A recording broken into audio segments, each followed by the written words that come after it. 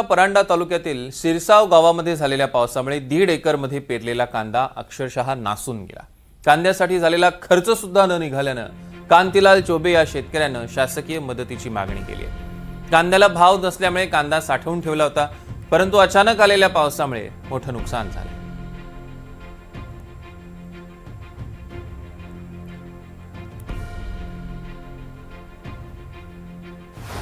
पावसाने झाले वाट लागले, अवकाळी पावसाने कांद्याला अनुदान नाही, काय नाही। गडी लावून सकाळीपासून कांदा फिरून उसात टाकायला लागलोय। काढायला तेवढाच खर्च, खताला मुताला फवारण्या ह्या त्या, काय हीच नाही की खत टाकलं होतं काय त्याला आम्हाला अनुदान द्यावं सरकारने। काही 1.5 एकर कांदा आहे। कांद्याला खर्च किती आलता? खर्च आला 30,000च्या वरी आलाय। आता नेमकी परिस्थिती काय झाली? आता काही बारशीला भरावं म्हणून ही भरायला गेलं तर ती असलं निघायला लागलं। गडी कसं लावून भरायचं? टाकायला लागलो। गडी लावून परत इस काटायची बारी।